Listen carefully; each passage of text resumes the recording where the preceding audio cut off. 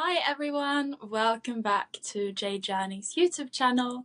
My name is Natalie and today I have Morgan with me who is going to share her journey through this human life and to what she's doing today, working with human design as a mentor and a guide, teaching and guiding people into their innate body, energy and way of navigating life through decision making and all these other things that the human design system teaches us. And I've been fascinated about this system for a few years since I discovered it, but I'm so happy to have someone that actually knows it and is educated and well traveled within this realm. So thank you for being here, Morgan. Welcome to the channel. And yeah, please introduce yourself and like where you're from, how you come to be doing what you're doing today, because I figure it's been a bit of a path to be where you are. Yeah, thank you so much, Natalie. It's such a joy to be here and to chat all about human design with you, one of my favorite things to do. So yes, I am currently right now based in New York City, although I am making somewhat of a pivot to be out of the city, and that actually has a lot to do with my own personal design. I just find that it's not the best place for projectors, and I'm a projector, which I'll share a bit more what that means. But yeah, I also spend some time in Costa Rica, which is actually where my work in human design truly blossomed. So about 3 years ago, I was there during the high season, which is winter here in New York and summer there in Costa Rica. And I was working remote. I do also some music management. I'm a classical music agent. So I was able to work remote around that time. And yeah, it was just great to be out there, out of the city, really just embodying more of a natural, slower lifestyle, which is just so nourishing for me as a projector with an open sacral. So while I was there, I I discovered human design several years ago, and it was a total like eye-opening moment when I had an initial reading, and I felt so seen, so validated in what I already knew to be true about myself. It was very cathartic in a way just to read about my own personal design and recognize, okay, I'm not crazy. The things I knew about myself are actually true, and instead of trying to change who I am, maybe I just own it. It gave me permission to really just own who I am and how I operate best. So that being said, it was a very esoteric system to me because it was based on a natal chart, which means it was based on the time of your birth, the location of your birth, and essentially what was happening in the sky, in the cosmos. So I was like, okay, this is a little out there. Although I was into astrology as well, it still like needed to do a little more vetting. So I began looking at friends' charts and really started to learn the system just by practical application of looking up their charts, talking to them about their charts, and just really seeing the congruent nature of how it really did align with who they were, and also the areas of where there was sort of dissonance of who they were trying to be versus what they actually wanted to embody in this lifetime energetically. So all that's to say is that my work in human design really developed as just looking at friends' charts, and then through word of mouth and through invitation, which is the projector strategy, I started receiving a lot of invitations to do readings. I wasn't marketing myself. I actually never thought I would go into this as a vocation or career path. It just really developed naturally and got to a point where I was having 10 plus sessions a week, and I realized, like, okay, I love what I'm doing. It doesn't feel like work. It just felt so natural. It was like gliding. And that feeling is something I've been trying to embody in all areas of my life. It's the path of no resistance, truly where the universe sees where you can be of service, because I do believe we're all here to be of service in some way, and the form it takes is not always going to be the form that we think it should. It often shows up in mysterious and interesting ways, as long as we're open to those potential possibilities for ourselves. So this is a very long-winded way of saying Yeah. that's how I got into human design. And ever since, I've just been kind of developing and growing, and all of my clients have come through my network, meaning they've come through referral. I do very little online marketing, and that's mostly just because I feel my energy is best used in interpersonal connection. Yeah. I'm not a generator, I'm not a content creator, but that doesn't mean I'm against it. I'm just waiting for the right collaborative opportunities to present themselves through invitation in order to follow that path. Mm. And that's so Um, cool, because what the little I know about projectors is that that invitation part is so crucial, and to have the patience to actually wait for the invitation is like part of the test. yeah, and I wouldn't even necessarily say it's a test, but more it's having patience, trust, but also not forcing things. I Mm. think we are so conditioned in this world we live in to compare ourselves to others. And because everyone is comparing themselves to others, it creates sort of this vacuum of similarity. Mm. And, if you open Instagram for a second, which is an incredibly powerful tool for, having a platform, a voice, a stage, but do I really need to know what everyone ate for breakfast and what they're wearing and, where they're traveling to, and then start comparing and trying to adjust my own personal journey accordingly? I think we just have so much information at our fingertips now. It can be hard to recognize what's truly for us and what we Mm. should truly engage with versus what is just extra. Yeah. We don't need so much. Yeah. Our life can be quite simple and beautiful, but we're just surrounded by so much noise and static that I think the path of least resistance often shows us what is most aligned. And that's Yeah. something human design has personally taught me as a projector, is to look for the invitations. And just because an invitation comes through doesn't mean it's for me, but it's an opportunity to recognize, like, here's an open door. Yeah. And so once I started living life that way and stopped chasing, relationships and jobs and clients, and really started to just pause and slow Mm. down and look Mm. around at what was showing up in my environment through direct invitation. Where did I where did I feel seen? Where did I feel appreciated? Where did I feel like I was of most value? Yeah. That is sort of what it means to be a projector. We're here to guide, and to do so in a way that isn't forcing anyone to accept our guidance or to accept our perspective, but rather where we feel that we can be of most value and service to those who are ready to hear Yeah. or to listen or to be guided. Um, so again, sorry if I'm like rambling No, here. no, And not then at all. just to discuss a bit about your design to show compare and contrast. So you're a Yeah. generator. Yeah. And as a generator, you are here also to not really chase opportunities, but definitely to engage with the world around you.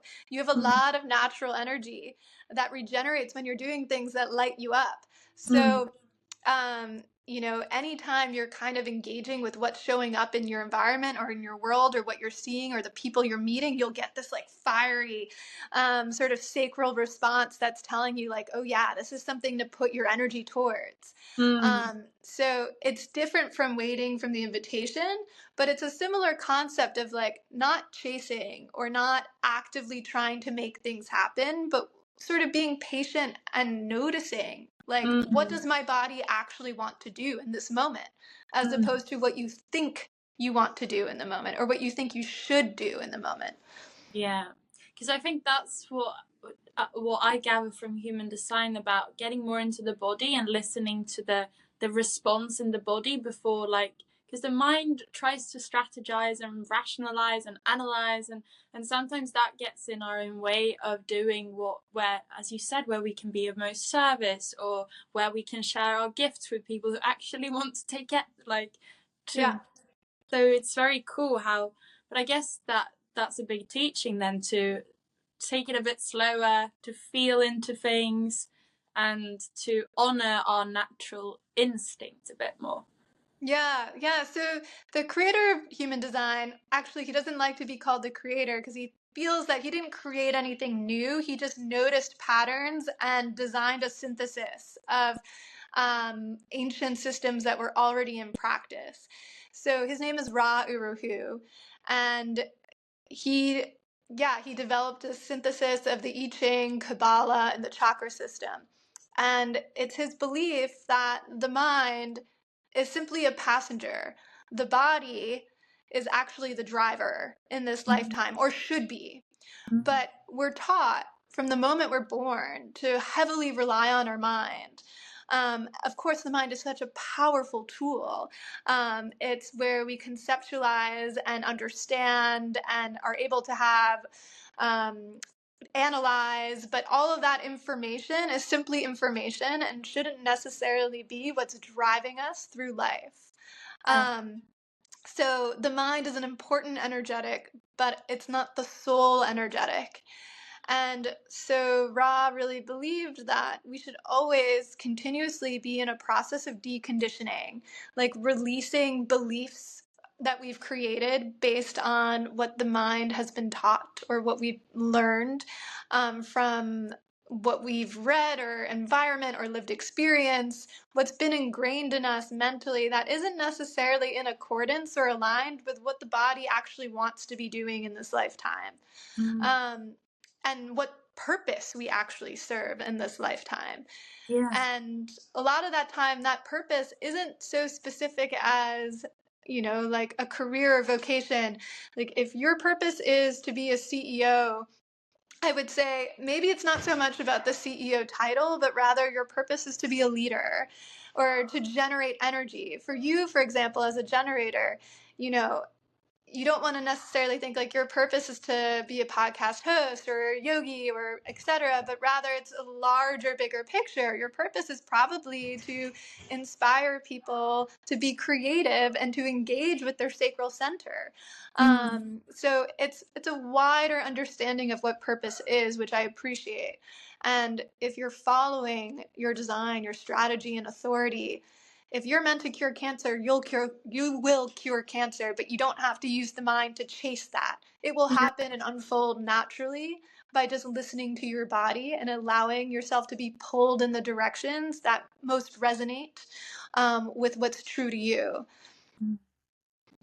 So can you just walk us through, because I'm a bit familiar with these strategy, authority, energy types, but I guess those like three components are quite important in like the practical application of human Sure. design in like your daily life. So for example, you're a projector, I'm a generator, that's energy types, right? Can you just broaden that a bit, what's going on with these concepts?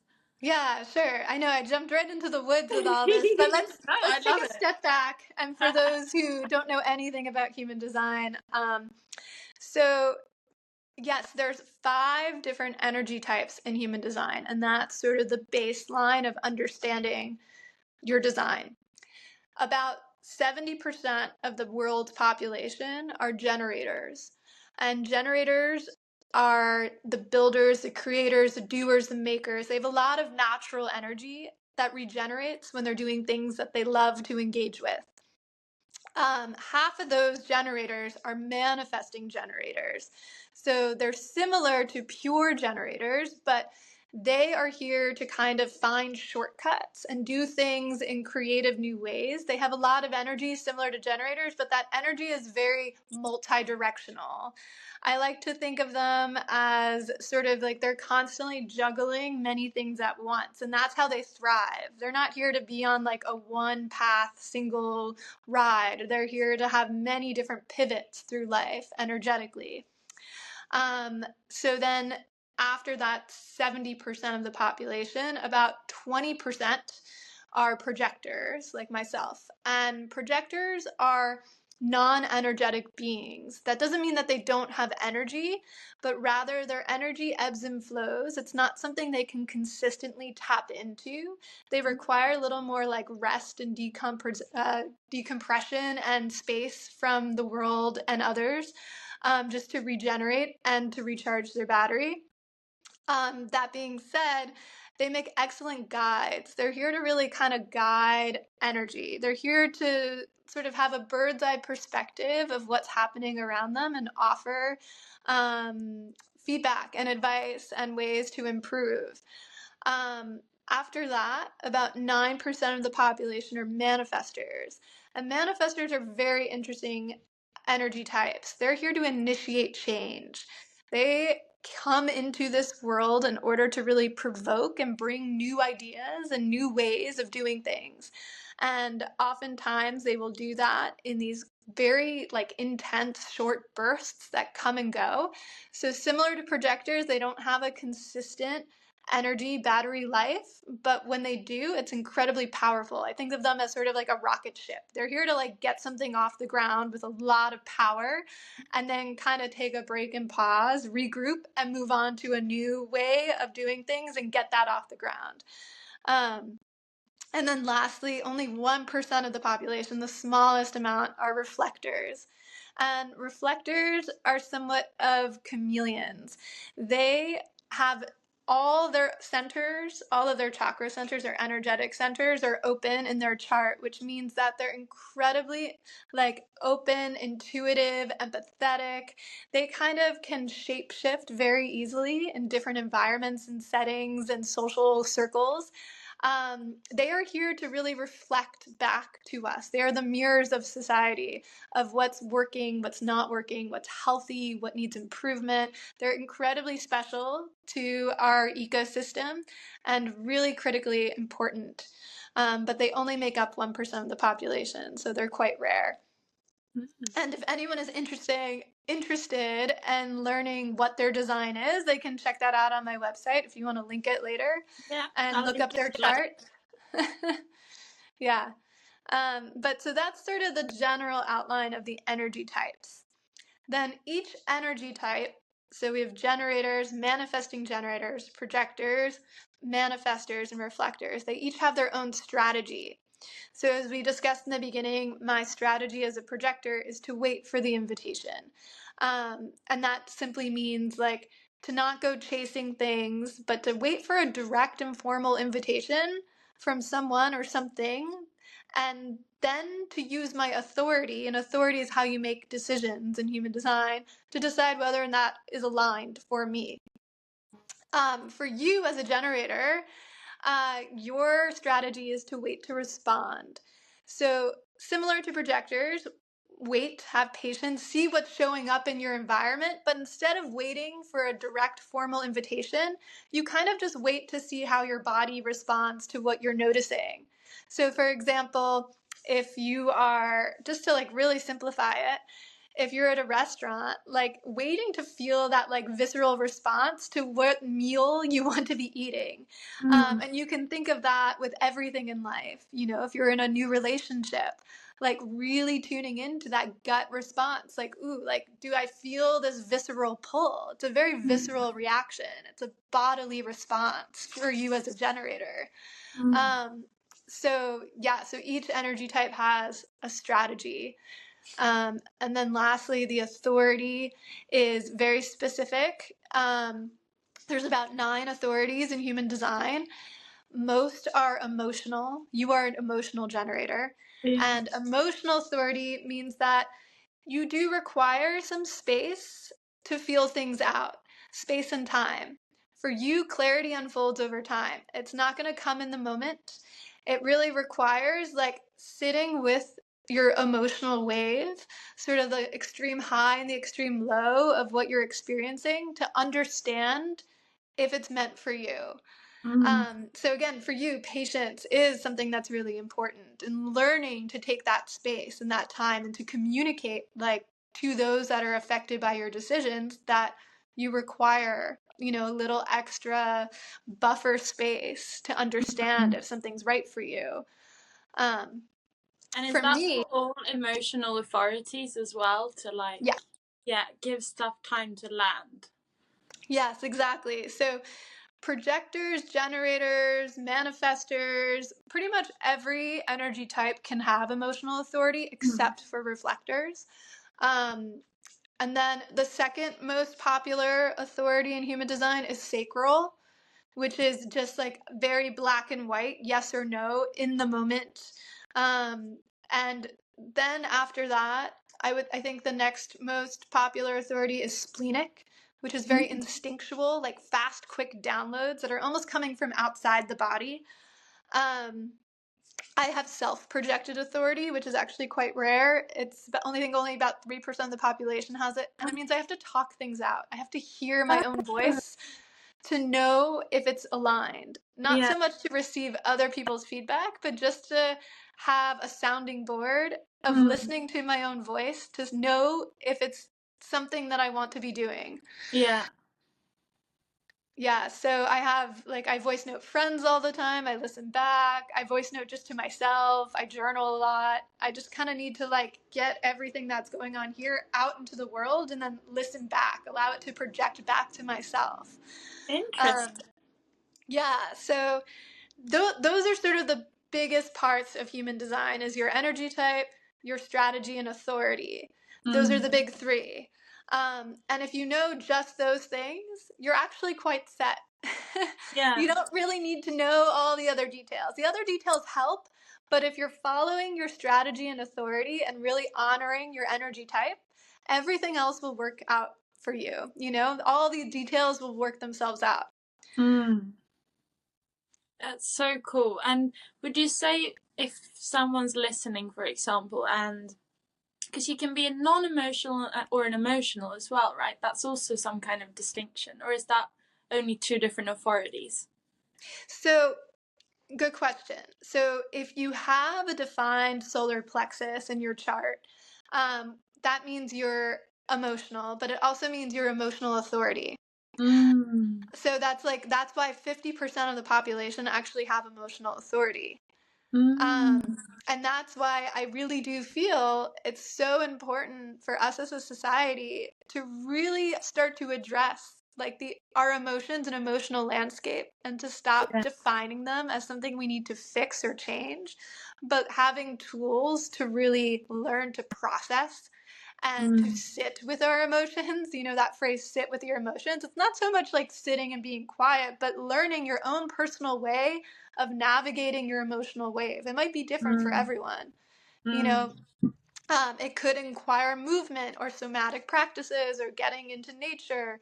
But learning to really understand your emotional landscape is something that should be taught in early education, because Yeah. 50% of the population has a very strong emotional wave that's specific to them, Yeah. and they're never taught how to identify with it or how to recognize it or what it's telling them. It's giving you important information about life and about your needs and about how to navigate decisions. So, something I'm very passionate about. I, on the other hand, have an open solar plexus. So I'm a non emotional, which again doesn't mean that I don't have emotions, but rather I'm actually more of an amplifier to other people's emotions. So for you, as someone with emotional authority, and for me, with someone who is a completely open emotional center, I will actually I will be more inclined to amplify your emotional process, Yeah. more so than to create my own naturally. Like Yeah. my natural state is kind of calm, cool, and collected, but I feel the emotions of others around me. Um, so learning for myself how to process that and to understand it's not mine to carry or to identify with or to create a narrative around, but rather it's just something for me to recognize and maybe use in my way of guiding people or in my way of reflecting about life around me or the connections I have within my life, but it's not mine to really make decisions with. Wow, yeah, and I feel that so much about the whole emotional wave thing, and it's taken me a lot of time, I guess, of my life to realize that this is something that's naturally always occurring, and not to have any judgment around like any bad emotion, or like just ride the waves more smoothly through, like for example, yoga or meditation or journaling or whatever helps me to kind of get a bit of distance and feel it, and then release it, and then come back to some kind of balance. So that's why Yeah. it's so cool with human design. It kind of gives us a tool to understand ourselves a bit better. Yeah, and it also is a tool to understand your friends, your partners, your family. So, just to put this into a practical example, I'm planning a trip with four very close girlfriends for the summer. And of course, I know all of their designs. I know all my friends' designs by heart. But one of them has emotional authority, and she's a manifesting generator.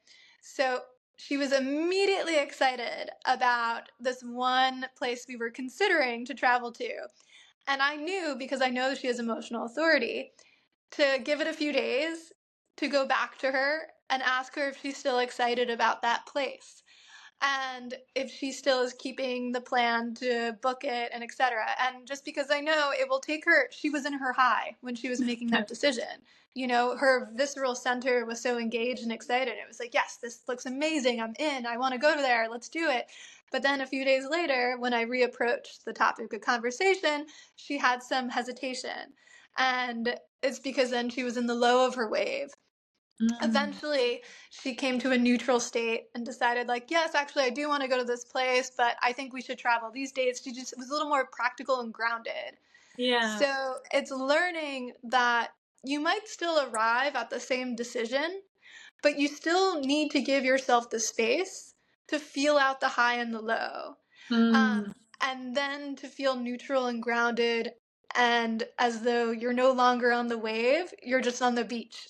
And you're like, okay, I saw the high, I saw the low, now I know what I actually want to do.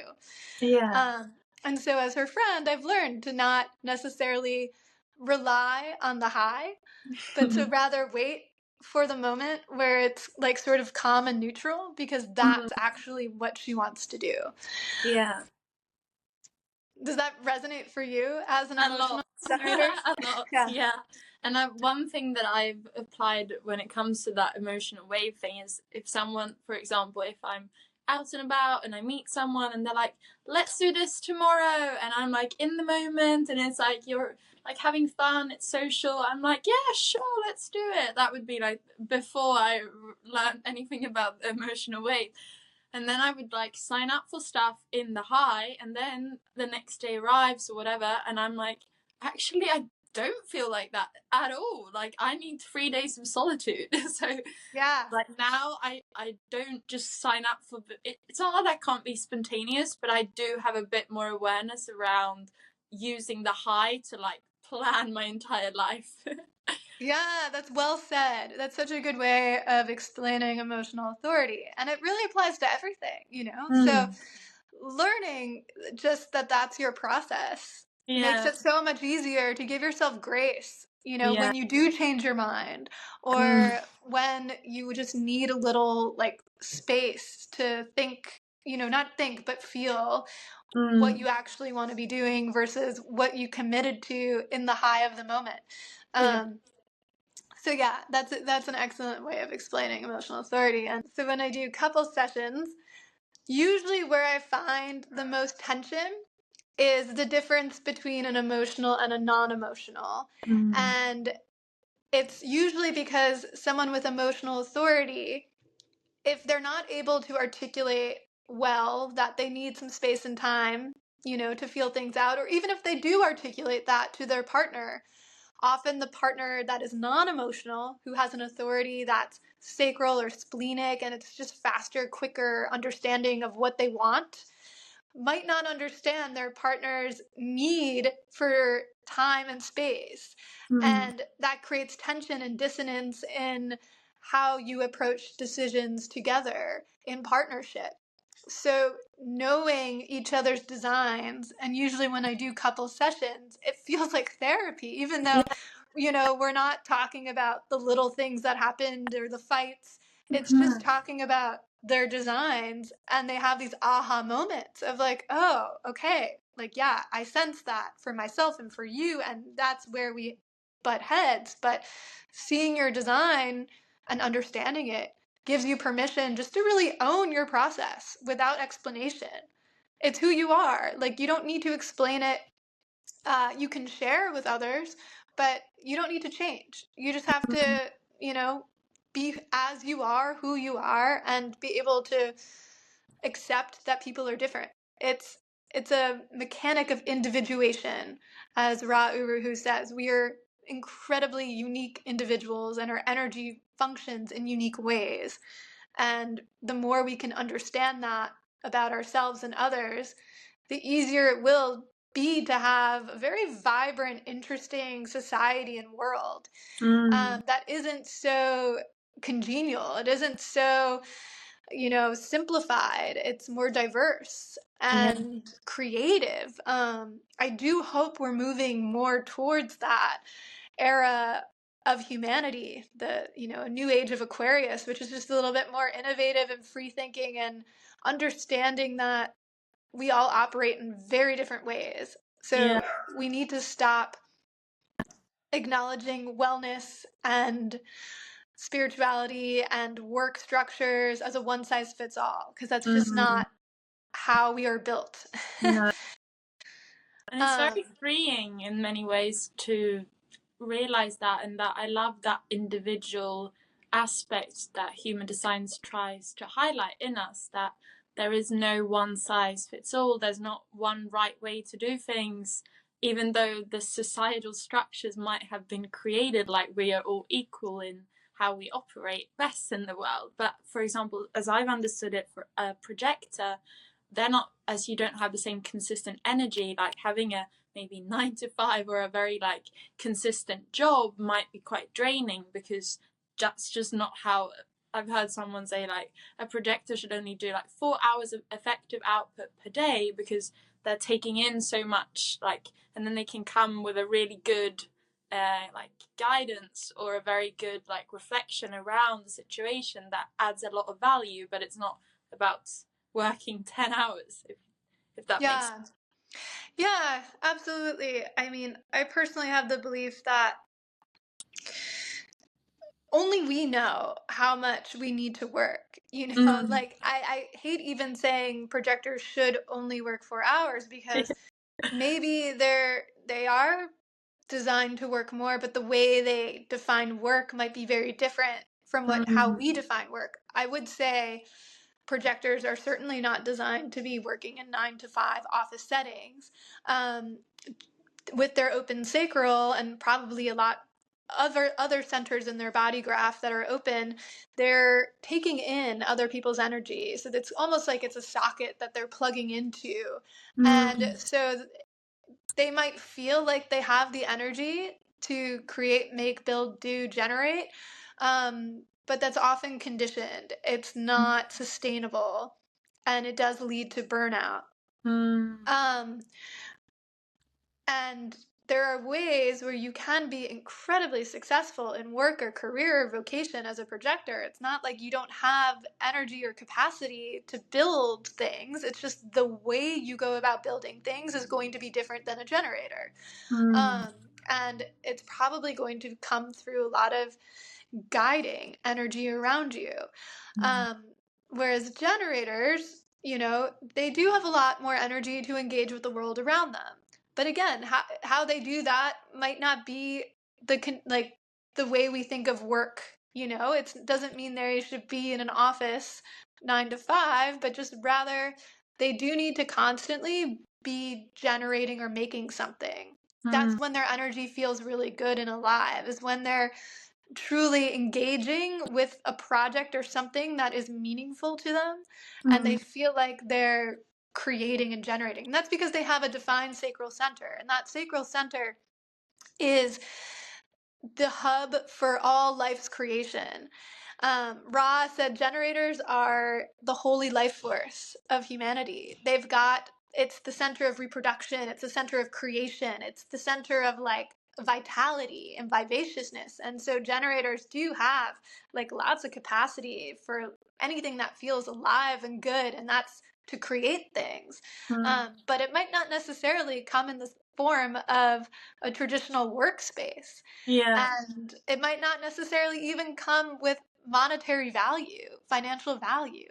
But that doesn't mean, that it can't work or be successful. Just we really do need to redefine Yeah.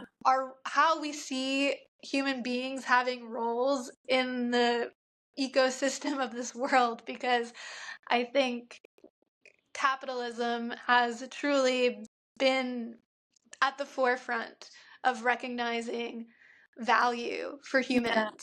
And we need to turn away from that, because Mm. I think it's pushing humanity into a very destructive place Yeah. where we're no longer valuing what truly matters. We're Mm. only valuing like output that is quite superficial. Yeah. Um, so yeah, that's all. I find it so interesting because also now you're talking about, because we have, and I think that connects it a bit to like yoga and the chakra system as well. You've talked about these centers and energy centers, and they can be open or filled or closed, or how did they Defined. Yeah, define? so if you go look at your body graph, to those who are listening, you'll see that there's 9 shapes. So the body graph is your human design chart.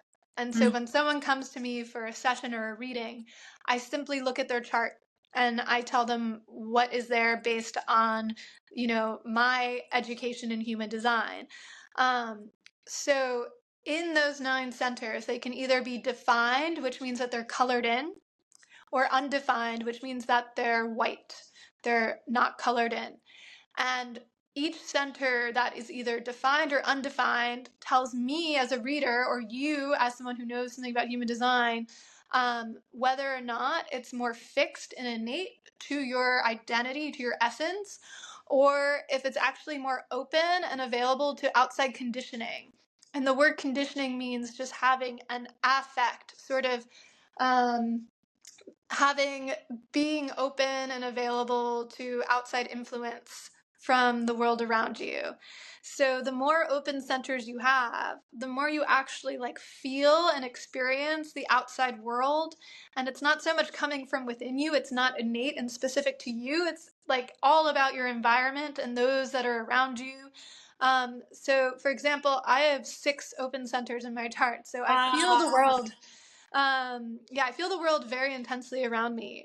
My environment plays a huge and massive part in that. And it's one of the reasons why I'm taking very serious steps to move out of New York City. I was born and raised just outside of the city, but did my education here. And I'm actually starting to see some like pretty significant health issues because I stayed in the city. And so I truly believe it's because I have all these open centers, and I'm just very, very conditioned by all the stimulation around me, the noise, the Mm. people, the concrete, all the Wi-Fi signals, Yeah. and as a projector who's also very sensitive to environment, that it doesn't matter how healthy I am. I eat super clean, I don't drink, I sleep, I take multivitamins, all the things, I do all the things, and yet still I have some underlying health issues. And I'm starting to really recognize like this is Mm. related to my design. And I see Yeah. that with many clients. When I look at the history of my own family and look at their designs and see where, sort of Mm. their conditioning was also affected. If we scale back and just look at um, each open center. So for example, I'm looking at your chart. You have an open crown. The Mm. crown is where we receive information. And that information can come from media, it can come from what we're reading, what we're listening to. It's just like the open portal to whatever is happening in the ethers around us in the world. And when you have an open crown, it's really important to have like content boundaries for yourself, because this can become somewhat of a sponge to the world around you, and you begin to lose understanding of what's interesting and what's not, and what's relevant and what's not. It's just like this vacuum that's sucking in information.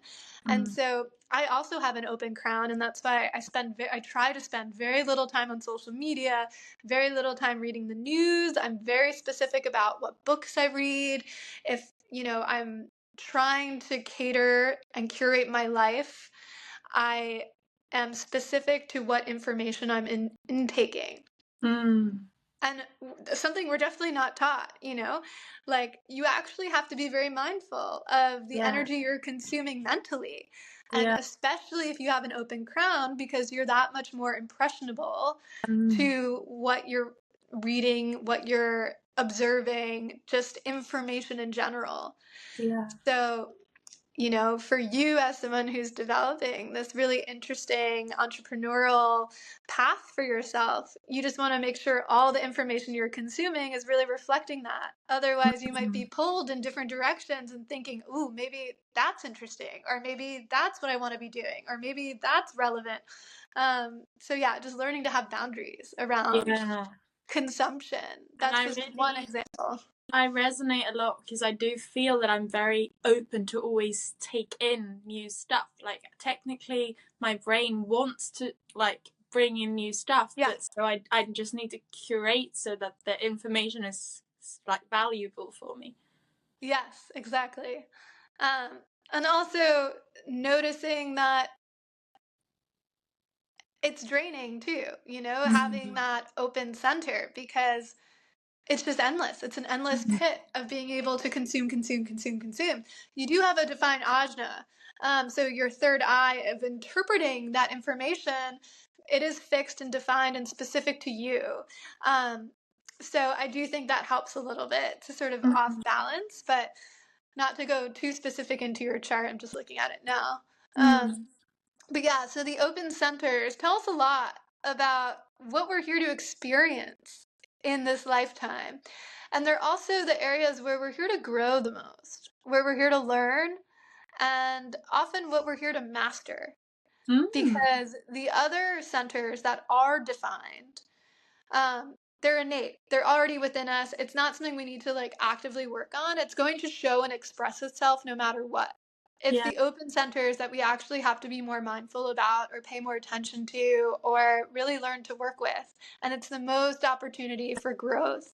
And it's not like one is better than the other. It's like each chart is a roadmap, and it's a very specific roadmap to you, and it's very individualized. So learning just the basics of those things can just help you understand yourself a bit more. But also, I find that when people come to me for sessions, I'm never telling them anything that's so new or crazy. A lot of it's just affirmation and reaffirming what they've already known to be true. And then, giving them sort of the confidence and courage to take that information and begin to internalize it, So there's some other parts of the chart that I'm curious to hear more about that I've seen just from looking at like human design charts. And first of all, it's one thing called, like, you've been talking about it now, like environments. For example, I think in my chart it says kitchens or something like that. What can we read from that specific like part of the chart? I guess it's not part of the, it's more of a analytical it's a variable part. It's a variable. So there's a few different environments. So for example, mine is mountains. Yours is kitchen. And the environment shouldn't be too literal, as in I should only be in mountains. But how I use mine is that I don't sleep on ground floors. I do try to spend some time on higher elevated spaces. I avoid going to restaurants that are underground. I just feel better and am able to digest food and information easier, and also to just feel a little more clear when I have an elevated perspective. Like an And airplane, maybe. yeah, sometimes an airplane, although that to me feels a little cave-like because it's in Yeah. like this condensed thing. But yeah, just having some elevation for perspective helps me personally as someone who has mountains as their environment. For you, kitchen environments. So I love kitchen environments because it's a kind of an interesting interpretation of sort of it's a bit experimental, like working with a lot of different ingredients, getting hands on. Like you like to be in environments where there's sort of a lot to move and work with. And to feel like you're a bit of a chef, like a creator, trying different ingredients, smelling, tasting, being very tactile. Like, so thinking of curating your life and your spaces in that way. So you might do well living in environments that feel a bit like a kitchen space that, aren't so, I don't know, proper, clean, or well put, but rather where you can kind of experiment and create things with a Mm. lot of, different sensory experiences. Does that resonate for you?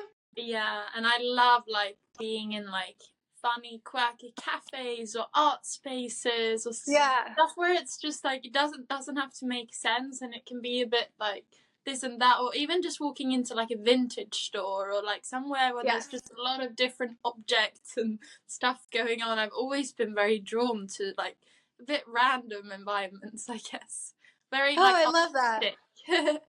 Yeah. Yeah, yeah. So just knowing that or having that information, when you start, for example, if you were to look for an office space, like keeping that in mind, or when you're buying a home, or when you're choosing a Mm. city to live in, like the environment part is again just a tool. Yeah. It's not something you need to change. It's just something to recognize. Mm. But yeah, that's a cool aspect of human design. Yeah.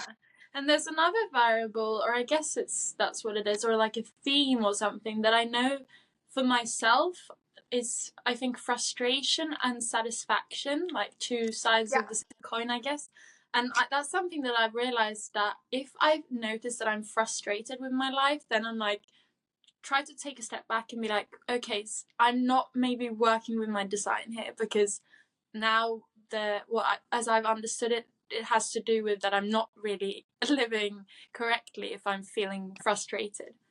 Yeah, so that's specific to all generators. So each energy type has what we call a signature and a not self theme.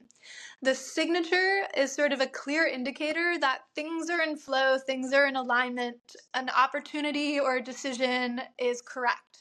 And for you as a generator, feeling satisfied is a clear indicator that, yeah, you're sort of on the right path. Things are moving and flowing, and your design, like your body, is feeling good. And that might seem obvious to everyone, that everyone's like, yeah, obviously, if you feel satisfied, things are good. But it's just like a very strong indicator for you specifically as a generator. For projectors, for example, we're supposed to feel success. Like, and that feeling is going to be very specific to us as projectors of like, oh, yeah, this is alignment. This is correct.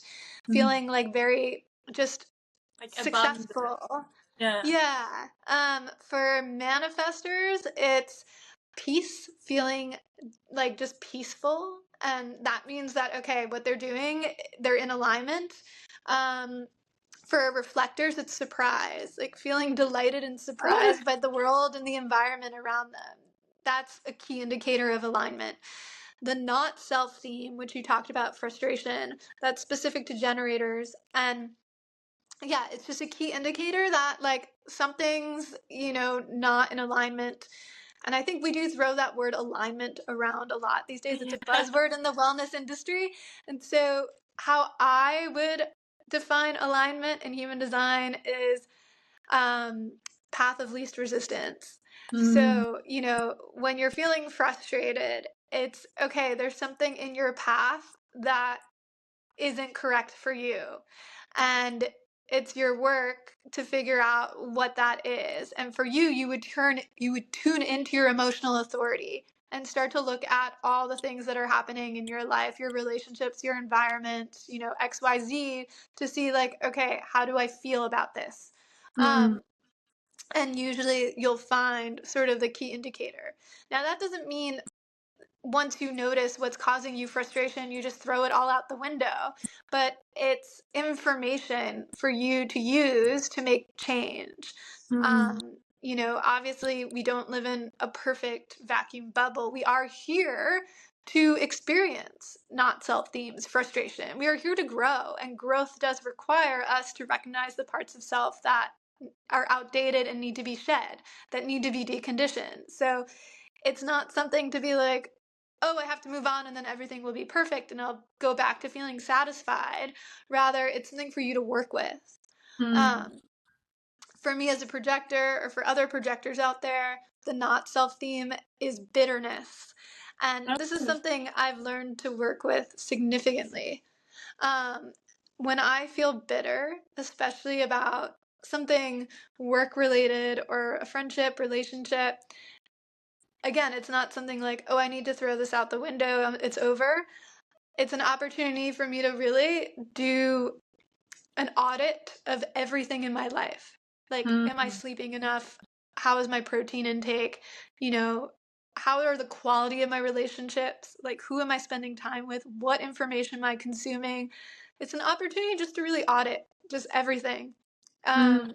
Especially if it's a consistent, not self theme. Like, if you're consistently feeling frustrated, or if I'm consistently feeling bitter about my life or what's happening, Yeah. then yeah, change needs to happen. It's a moment for growth. It's a moment to up level. I like to think about it that way. In that way, the human design system really is a life coach. Yeah, Ra would hate to hear that. Ra, he was really all about like, this is these are mechanical terms. This is a mechanical system. It's not spiritual. It's, but of course, it's been adapted and it's been modernized in many ways. Mm. You wanted to talk a little bit about gene keys. Well, Yeah. Richard Rudd was a pupil of Ra Uru Hu. So he took a lot of aspects of human design, but he really focused on one specific aspect, which is the I Ching system.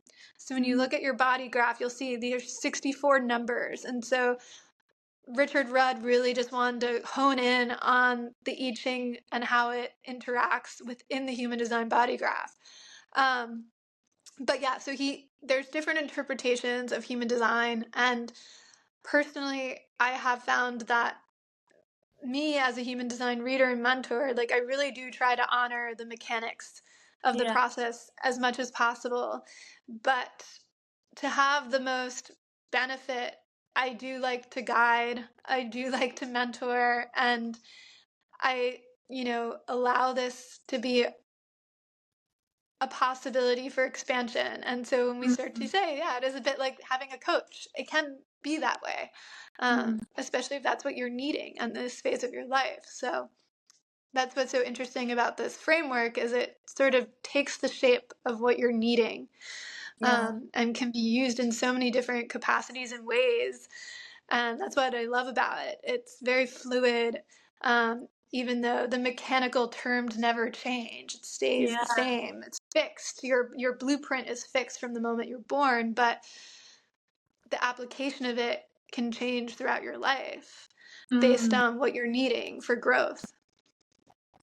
There's one other aspect now that I just came to think about when it comes to, before we move on a bit to the gene keys, maybe you'll have to come back and talk about the gene keys separately. I feel they deserve maybe more spotlight, but it's, the chart has also some arrows above them, or I don't know what they're called, but I know one thing that I realized is that I had all my arrows to the right, because they could be either to the left or the right.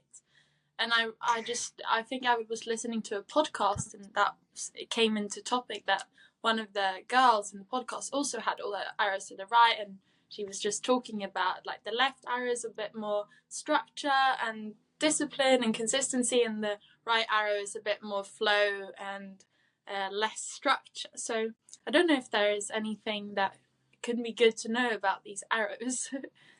Sure, yeah. So these are the variables. Oh, So when you have all right-oriented arrows, this means that your mind is, in human design terms, passive. And it's a cognitive style, so the arrows show our cognition. mm, So for you, with having all right arrows, your cognitive style is just characterized as more reflective. It's mm, calmer, it's passive. It's not actively trying to analyze or to create concrete ideas. It's more objective.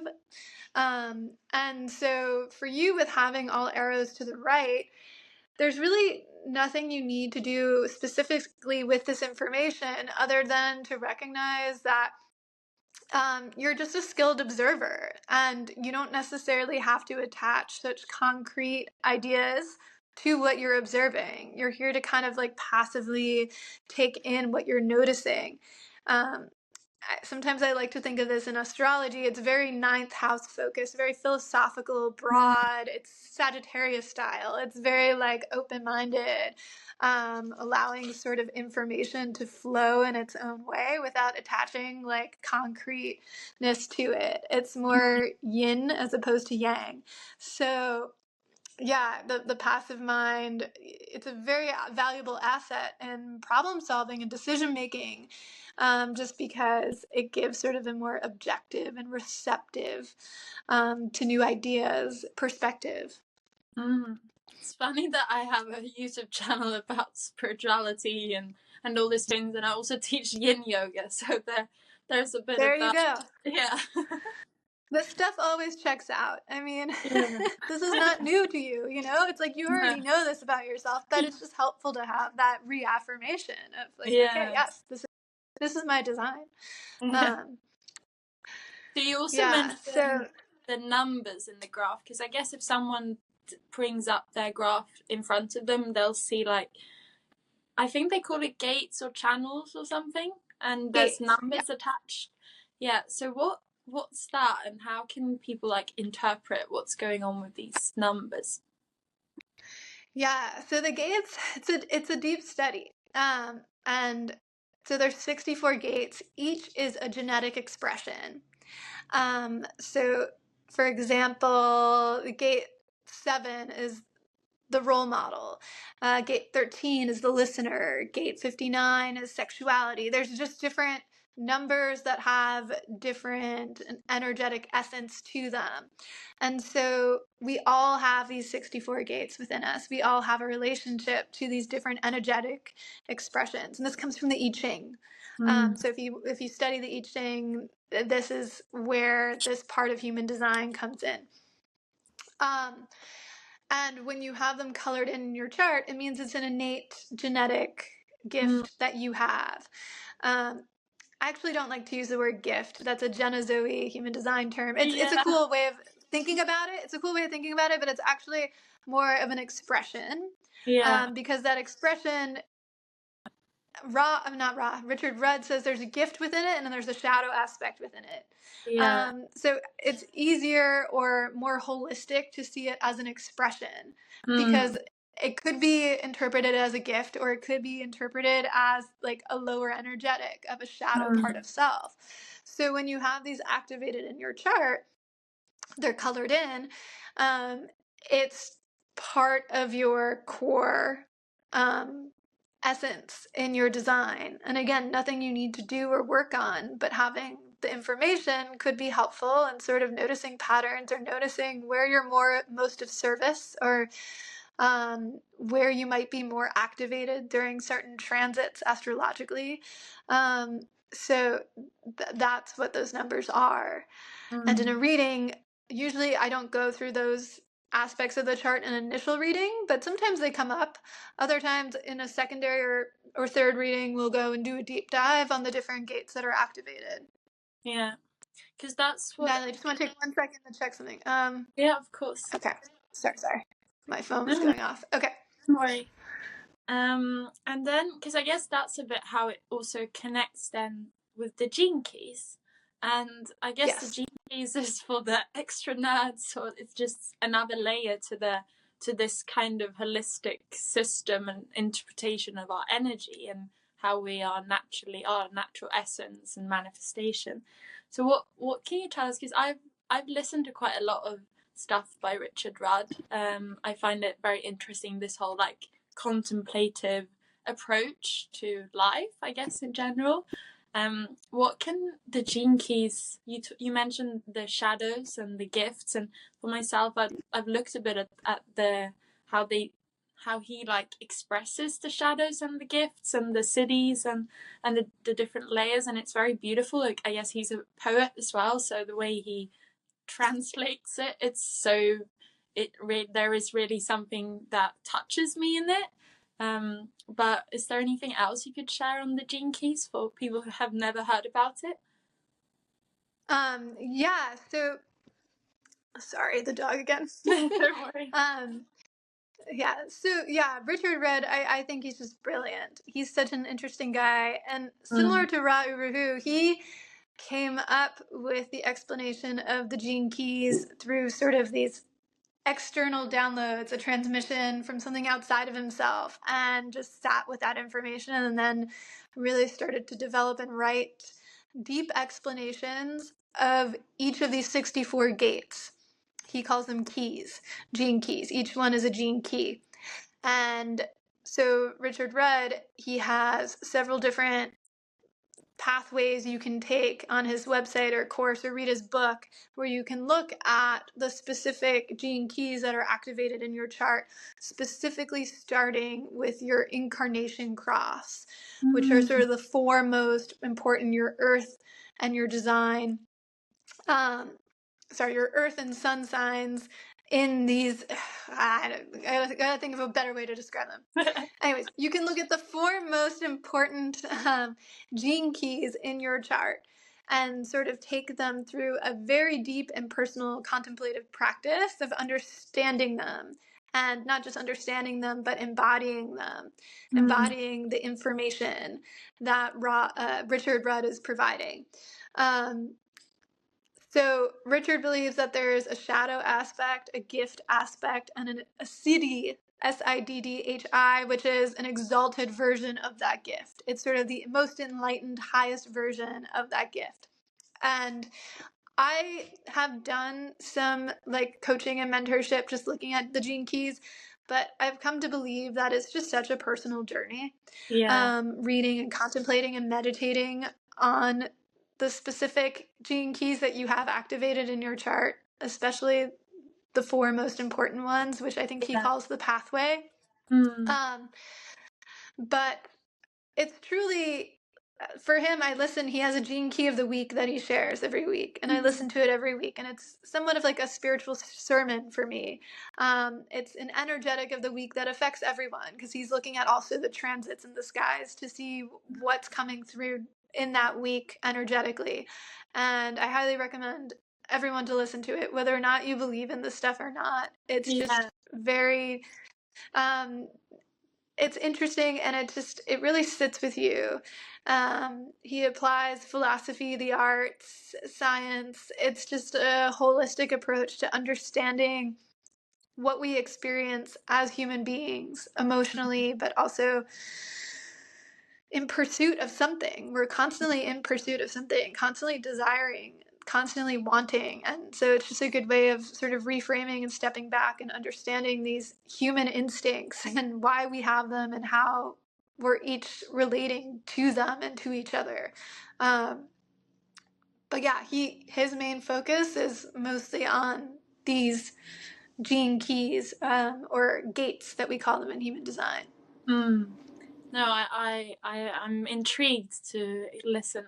I mean, I think it was Rick Rubin had an interview with Richard Rudd, and I think everything Richard Rudd says, it's just resonance. I don't know where he gets it from, but it's, as you say, he intertwines so many different fields and philosophy, but also like science, and it just comes together so beautifully in the way he expresses stuff. So yeah, he really is special in that way. Yeah, absolutely. I highly recommend everyone to check him out. Whether or not into human design, it doesn't really matter. Just listen to his audios on the different gene keys, and there's something for everyone there. Yeah. Well, I can see Okay, that I think I might need to wrap it up. yeah, I can see My that the voice is time getting is hoarse. flying by.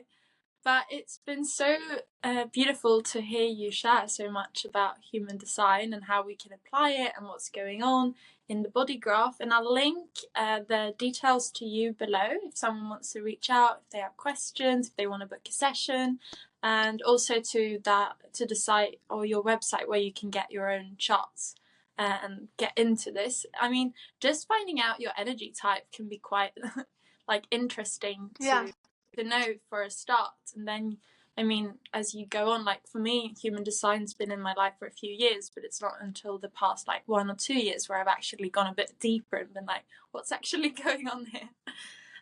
So thank you so much, Morgan. That was so beautiful. And you'll have to come back again and share a bit more, maybe some deeper layers. We didn't get to the incarnation crosses, but that's something that I've also don't really get yet, and I'm curious to hear more about. So sure. Yeah, thank you so much. And yeah, oh, thank you. Yeah, my pleasure. And I really appreciate you taking the time to chat about human design. Likewise. Yeah, hopefully it wasn't too all over the place. No. I think it's good. I think it's good also to apply it straight away, and then people can find their own graph and put it into their own. You need to it's a bit of a self-study system. You can do readings and get someone to walk you through it, but then you can kind of study it a bit yourself as well. It can be quite a fun process. Yeah, absolutely. All right. Well, thank you for today. Thank you for taking the time. Looking forward to seeing what happens next and to follow where you will settle, maybe outside of the city. Maybe I'll see you back in Costa Rica at some point. See the world. Yeah, that would be fantastic. Right. Okay. Well, goodbye, everyone. Thanks for listening.